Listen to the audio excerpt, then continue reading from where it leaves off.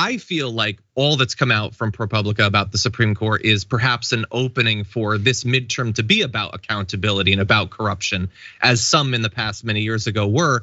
I know that there has been Representative Ocasio-Cortez as well as Matt Gaetz have reintroduced their ban on individual stock trading. I believe we've talked previously about that on the damage report. What do you think the prospects are for that this go round?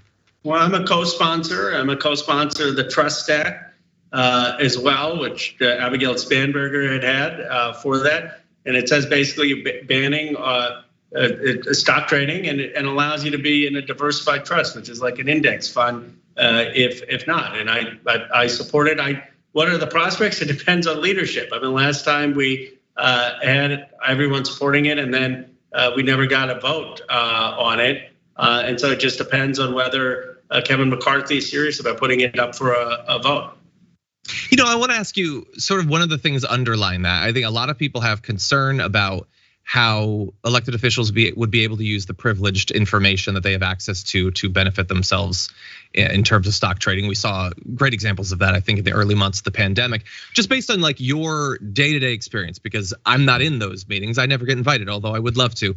How often do you think, if one were inclined to use the information that's presented to them in these hearings, testimony, all of that, is this actionable information that's regularly being presented to either representatives or senators? Well, I'm for a ban. I don't think that's the biggest issue of corruption. I understand why people would feel that, but New York Wall Street is so sophisticated that I think they often get this information so fast, and they're much faster than members of Congress or the United States government.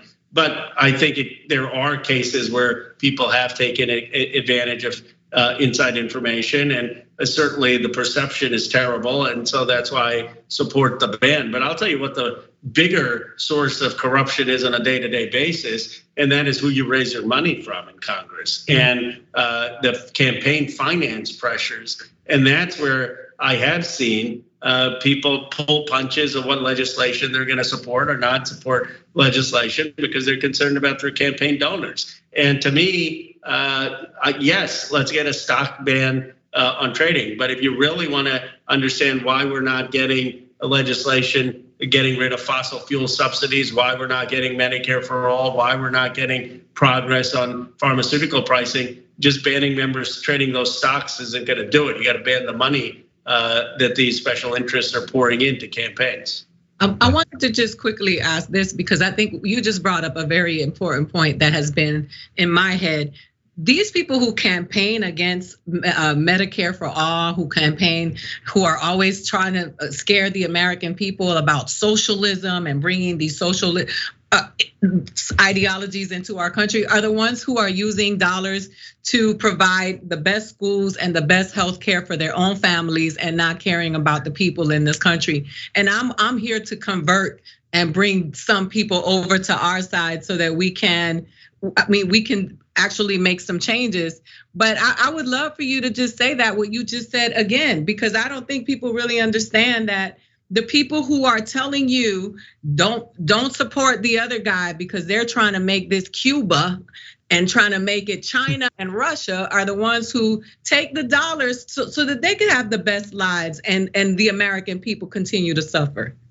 No, you're absolutely right, Ida, that we say let's have universal childcare in this country, and they say, well, look at Stalin. Don't make a Stalin. I mean, it's like totally illogical. We're talking about giving people childcare, and they're talking about that's with Stalin. But that's their rhetorical.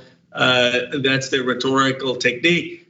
And here's the reality: it's not just the extreme folks who are taking the money. It's the system. It's everyone in Congress who has to go ask for money for people. $3,300, $2,700 checks, including me. Everybody. I mean, I think Bernie Sanders is like the only person in Congress I know who has never solicited anyone for any contribution. I don't take any PAC money, but everyone is going and raising this money. Now, there's some of it that is much worse, which is the special interest money and the PAC money. But this system is inherently compromising. And we can talk around the edges, like don't have members of Congress trade stocks. Fine, yes, that's bad. But you want to actually get legislation? Let's talk about the real elephant in the room. And that is how we finance our elections. And most members of Congress, most members, I believe, are ethical enough that they're not going to do personal insider trading to make money, but they all have to raise money for their re-elections. And they all have those pressures. And so even if they want to do the good, they're thinking about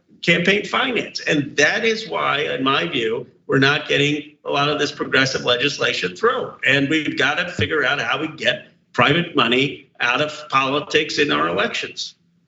I think I just want to fact check you, Congressman. It is the elephant in the room. Unfortunately, it's also the donkey in the room, I think, and that's part of the problem, actually. I wanted to close, and we only have another moment, but I know that you've recently teamed up once again with Senator Bernie Sanders to try to tackle the problem of out of control medical debt. Can you tell us a little bit about that? You know, you shouldn't go into debt if you fall sick. I mean, it's just sad that that's happening in America.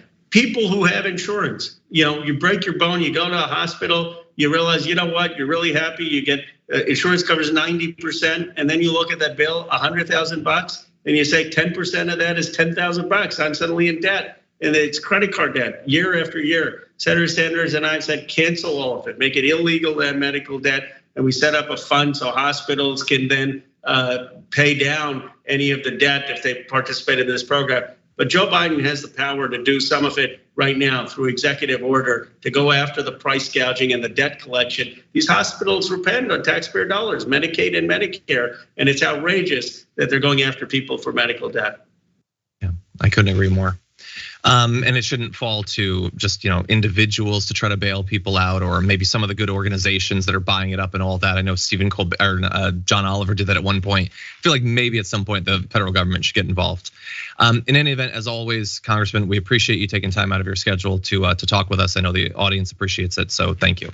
Thank you, John. Thank you, Aida.